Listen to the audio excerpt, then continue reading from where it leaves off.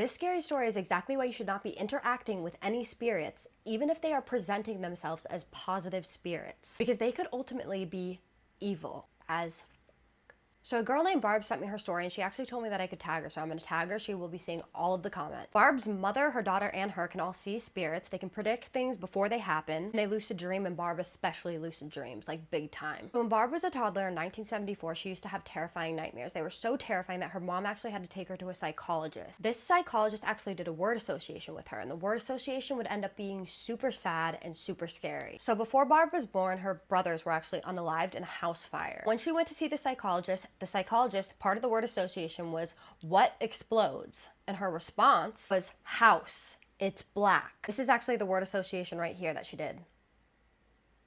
She obviously had no idea about her brothers being unalived on fire because her mom is not going to tell her because she's a toddler. But the psychologist suggests that she actually tells her daughter what happens so that she stops dreaming about it. And crazy enough, it actually worked. But unfortunately, her dreams would just get scarier. And I'm talking like scarier. So she started dreaming so lucidly that she actually thought that she was awake. She would have this dream where she was laying in her bed and she could actually see into her living room. And in her living room, she would actually see something that looked like the Wicked Witch of the West. And if you don't know what that looks like, then you should go look up the Wizard of Oz. You don't necessarily want to be seeing this witch in your dreams, especially as a toddler. But what was so scary about this is she would present herself as being really far away, and she would shake her finger at her like she was doing something wrong, but she would twitch while she moved.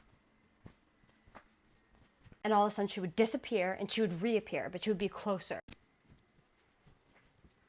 She actually said that she reminded her a lot of the girl from The Ring, the way that she moved. She said that when she saw the ring, she absolutely lost her ever-loving mind. So then her mother takes her to see another psychologist because of her dreams, and he actually teaches her how to control her dreams, which is really cool. He tells her that dreams are actually like watching TV, and you can change the channel if you want to. She starts getting really good at this, and the dreams actually start going away. Fast forward to when she was 10 years old, and she actually moved from a big city to a smaller city and a new house. In the new house, she actually used to see this little girl in a white dress about 2 or 3 years old playing next to the lake behind her house. She said that this little girl looked a lot like her neighbor's granddaughter, and so the first time she saw it, she actually ran outside and tried to get the little girl because she didn't want her to fall in the water. But when she would go outside, the little girl wouldn't be there. Barb said that she even went over to the next door neighbor's house and asked the grandmother if the daughter was ever playing outside, and the grandmother said no and asked her why. She didn't want to seem weird, so she was like, "Oh, I just wanted to play with her." She said that her and her mother actually saw this girl for the next 10 years. Her mostly, though. Now, it was now at this time that Barb actually started sleepwalking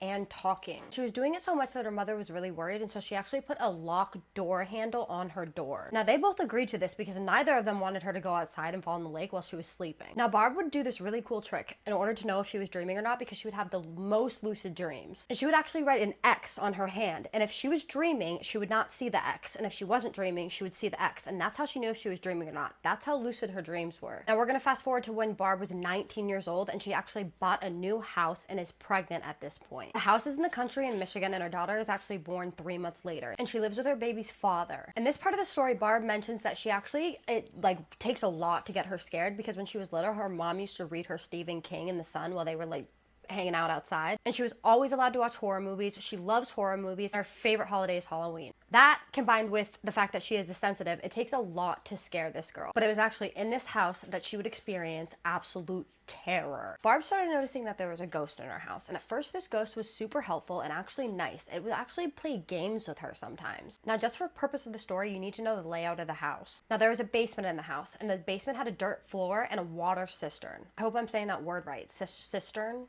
And originally, it actually had outside doors that you would pull open. When she bought it, though, a back porch had been added. So she would open the kitchen door that used to go outside, and it now went into the enclosed back porch. The steps to the basement were located there, and this will be important for later on in the story. She hated going down in the basement. The hair on the back of her neck would stand up, and she would feel someone there. She just knew that someone was there with her. She only ever went down there to check the furnace or the fuel oil.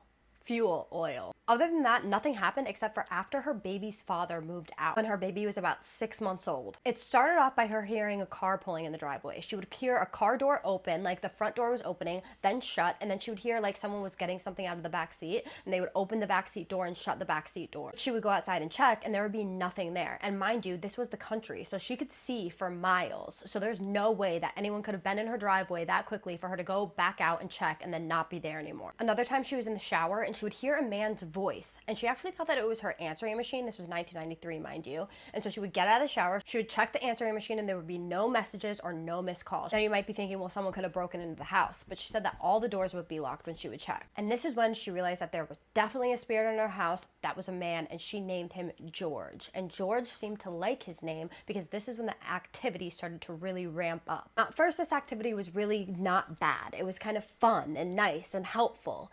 Then it turns incredibly dark and sinister and terrifying. Now, I'm sorry, you guys, but the story is getting really long and I cannot tell 10-minute stories on here. If you want a part 2, drop it in the comments. But the only thing is I'm going to have to put it on.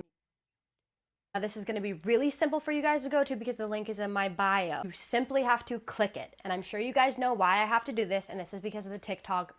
But don't worry, you guys, I am going to be posting another story on here tomorrow, but the part 2 to this will just be on. I need to see that you want a part 2 in the comments, please. And if you have anything to say to Barb, also drop it in the comments. Like I said, she is going to be watching all of the comments. Sure, she will answer any of your questions. Other than that, I hope you guys like the beginning of the story. My name is Kaisa. If you guys have any true scary stories that you want to submit to me, my email's in my bio. Guys, remember, if you like this story or if you like listening to true scary stories every single night, I do give them every single night on here. Just hit that follow button. If you really liked it, you can engage. Otherwise, I will see you in the next one. Have a spooky night.